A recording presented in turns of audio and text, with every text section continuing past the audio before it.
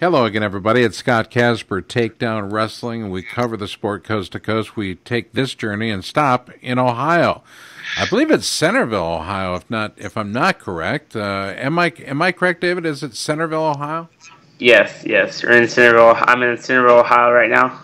Our guest is David Carr, the youngest of the Carr kids in total, the youngest of the Carr boys for sure. At 15 years old, he may be one of the best wrestlers in the country. David, welcome to the show. How are you? Good. Thank you. So if we carry that lineage from your uncles, your dad, and all the greatness, your brothers, etc., you're the youngest, and yet some say you may be the best of all. How do you carry that around? It's definitely a lot of pressure, but I try to focus on the goals ahead. And so my dad's really pushing me. My brother's really pushing me to be the best Carr, and hopefully I can be. And that's definitely a goal of mine, to be one of the best Carrs ever. So not necessarily a new car, but perhaps a different model? Yeah. A different model car? You get it? You see what I'm doing there? Yeah. All right, so of all the wrestling you've done, like last year, I think your record was, what, 49-1? Yeah, 49-1. And how many how many years for you, even at 15, you've been wrestling for how many years? I've been wrestling for 4 years. I started in 5th grade. That's amazing. Yeah. That you could be this good. Imagine if you'd been like 5 when you started. That'd been crazy. I've been like really on it. I know, but it's not like you're not on it. That's the point. You know, there are only a few wrestlers that can compete at your level. You're already defeating guys at the collegiate level at a variety of ranks. You know, whether it be junior or senior, sophomore, what have you. Yeah. But and you can go. They tell me you work out double time, almost twice as much as the guys that you're working out with. You will go, and then you will go again. Yeah. Where do you get the energy? Well, I kind of tell myself the why I'm working out, and so that I use that as my motivation. So if I want to be the best in the country, that'll be my why. And if I just got done with a 4-hour workout, then I'm going to get another workout in, just to keep me going. It's just why I want to be great. Just to keep working. All right. So your dad has often told me that he will take in his mind and sit in a chair by a fire. You know the story I'm telling you? Yeah, I know that story. All right, can you complete the story for me? Yeah.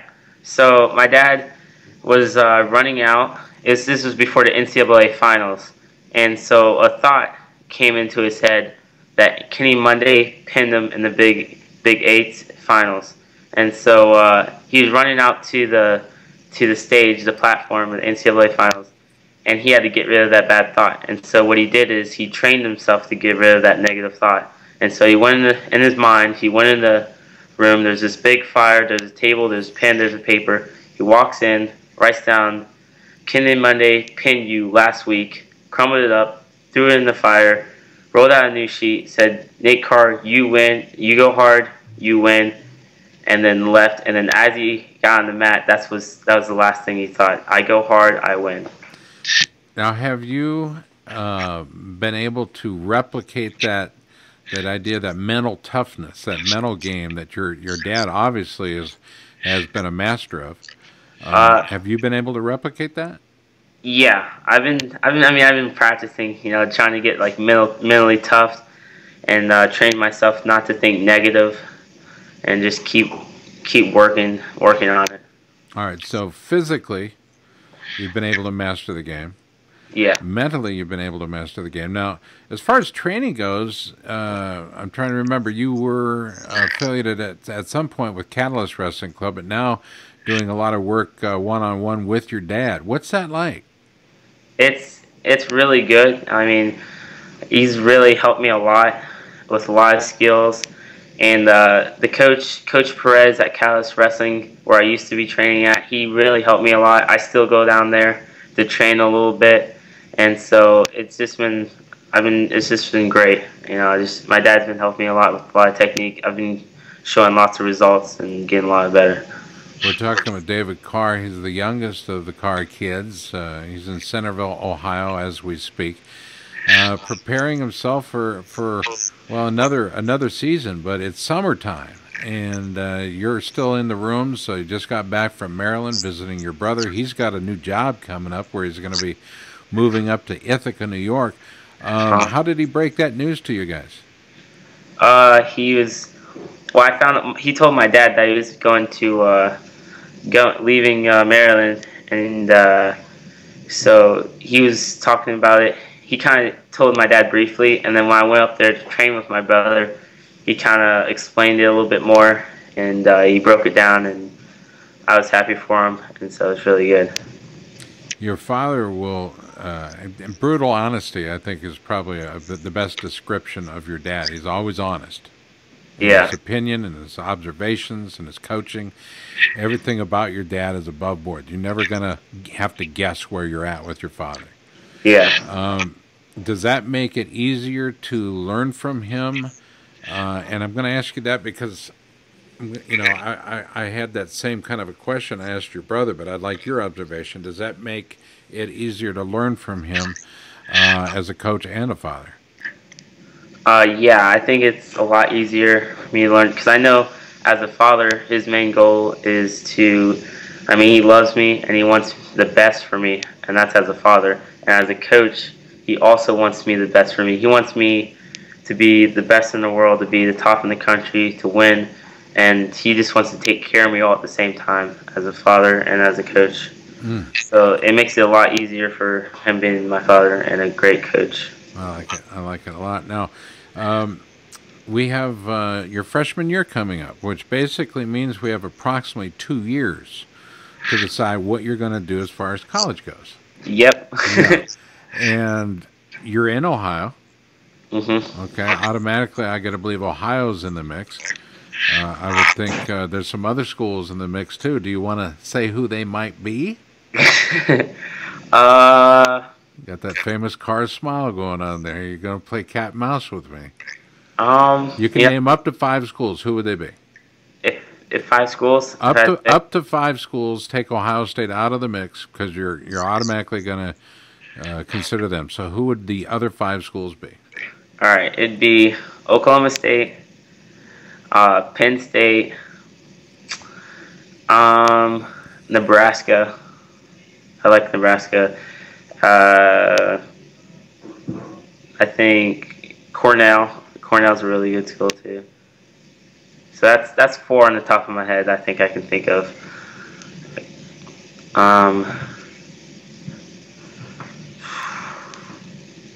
Iowa State. Okay, Yeah. well, that's it. That's 5. That's a total of 5, and you folks heard it here first. Now, what does that mean? Nothing, because over the next year or 2, all of that could change in a heartbeat. Am I right? Yes. For a variety of reasons, not just where you're going to wrestle, it's where you're going to get your education. Yep. Now let's switch gears. Let's talk about education. Let's talk about academics, David Carr. Be real with me. How are we doing in school? What's the academic pursuit like? I'm a straight A student. I have the honor roll. I had an honor roll this year. I got most respectful student at my school, and you know, I like to learn. You know, I like to read. It's, you know, school's fun. Yeah, school is great, and you know what? People like being around you too. That's another big positive. It's one of the things I hear about you. They like being around you. So, knowing that, describing yourself as being you know, good at what you do is not necessarily bragging. Okay, some of it just may be the, you know, just may be the truth. You're one of the best guys in the country. Do you find yourself thinking that way? And if you do you have to kind of put that in a box over here and keep working to be that guy?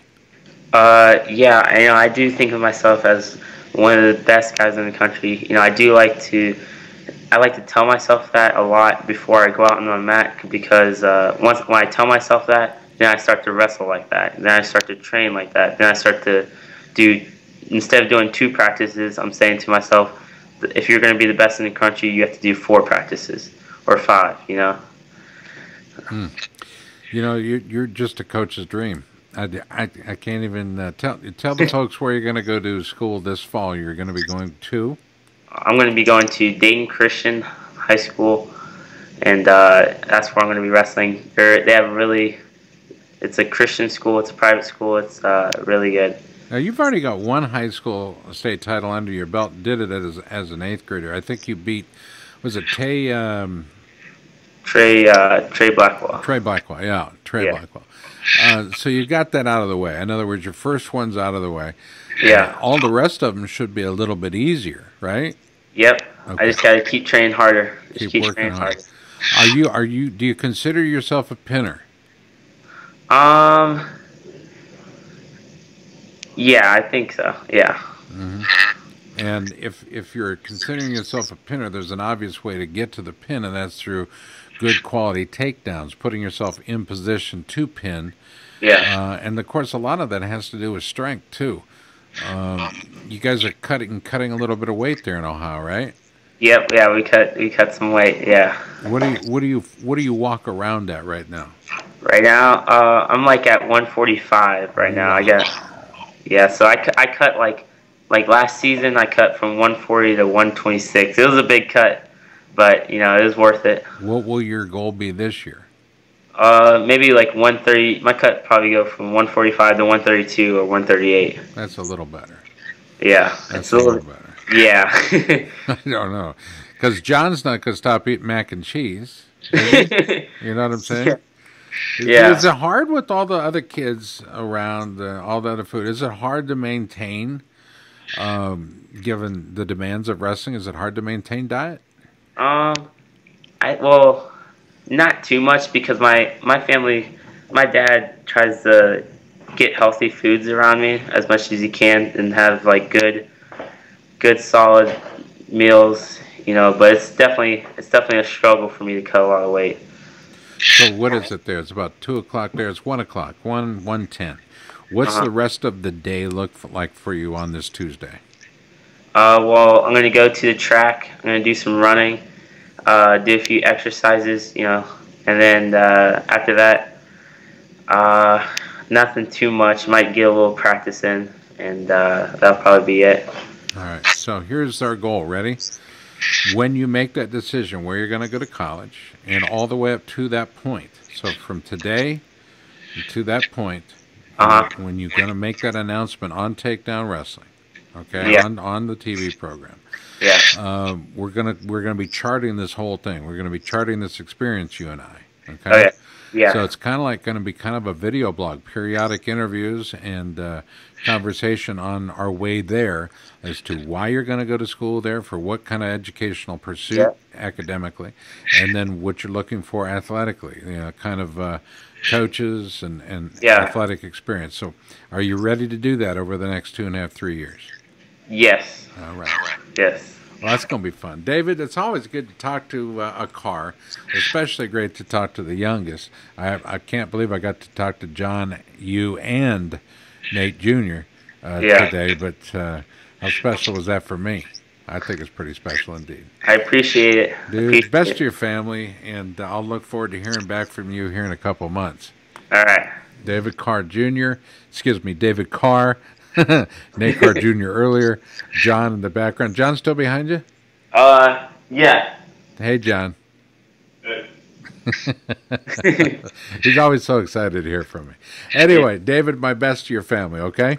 All right, thank you. You bet. I'm Scott Casper for Takedown Wrestling. Thanks for watching this very casual but fun interview with a nice young man, and a very talented one, too. You watch it, he'll pin you. He don't care how old you are. David Carr.